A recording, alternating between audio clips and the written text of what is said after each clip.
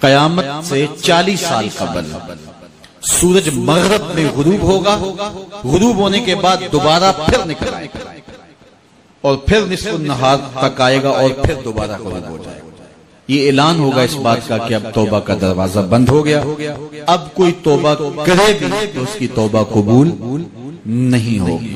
تو یہ قیامت کا عقیدہ، اس پر ہمارا ایمان ہونا چاہیے۔ اسی طرح برزخ کا عقیدہ، اس دنیا کے اندر سے ہم مرنے کے بعد قیامت سے پہلے کی زندگی، موت اور قیامت کے درمیان کی زندگی برزخ کی زندگی ہے۔ اس میں 3 سوال عقیدے کے بارے میں، من ربوں کا، ما دینوں کا، ما کنت تقول فی ھذا الرجل، یہ 3 سوال ہیں۔ جو ان میں پاس ہو گیا وہ سرخرو ہو گیا، جو ناکام ہوا وہ سخت خسارے کا سودا کر بیٹھا۔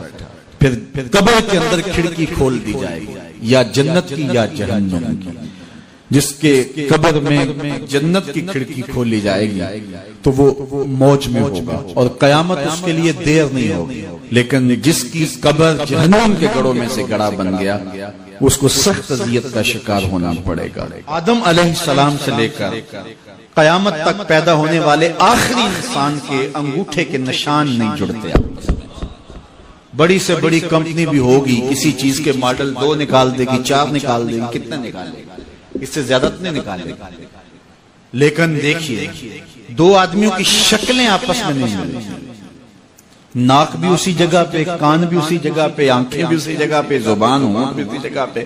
یہ درختوں کے جو پتے ہوتے ہیں، 2 پتوں کو کمپیوٹر میں رکھو لا کے تو 2 پتوں کے ریشے آپس میں نہیں ملتے۔ ہزاروں لاکھوں تتلیاں ہیں، ان کے پر دیکھو لا کے، بظاہر ایک جیسے لگ رہے ہیں لیکن دونوں کے پر ایک جیسے نہیں۔ ہم تو شاید پہچان نہیں سکتے، لیکن یہ جو ذمہ دار ہوتے ہیں یہ بھینسوں اور گائیوں کو پہچان لیتے ہیں۔ ان کی شکلیں ایک جیسی لگ رہی ہوتی ہیں لیکن ان کی بھی شکلیں ایک جیسی نہیں ہوتی۔ مجھے بتاؤ یہ رب کے علاوہ کون ہے ایسا تخلیق کار؟ تو اگر غور کریں، تفکر کریں، تدبر کریں تو اس کی ذات کا کبھی بھی انکار نہیں ہو سکتا۔ اللہ پر ایمان لانا کہ وہ متصرف حقیقی ہے، اس نے پوری کائنات کو تخلیق کیا ہے، اس کے اذن کے بغیر کچھ نہیں ہو سکتا، اس کے امر کے بغیر کچھ نہیں ہو سکتا۔ کائنات کو اس نے پیدا کیا ہے، امر کن سے پیدا کیا ہے، اور پھر ایک دم پوری کائنات فنا بھی کر دے گا، پھر اس کے بعد دوبارہ زندگی دے گا۔ اللہ اکبر، پھر لوگوں کا حساب ہوگا۔ اس نے جنت کو پیدا کیا، اس نے دوزخ کو پیدا کیا۔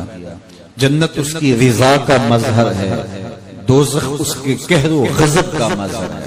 مطلب کیا؟ جس پہ راضی ہوگا اس کو جنت میں بھیجے گا، جس پہ ناراض ہوگا اس کو جہنم میں ڈال دے گا۔ تو جنت کی طلب کرنا اللہ کی رضا مانگنا، جہنم سے پناہ مانگنا اللہ کے قہر و غضب سے پناہ مانگنا ہے۔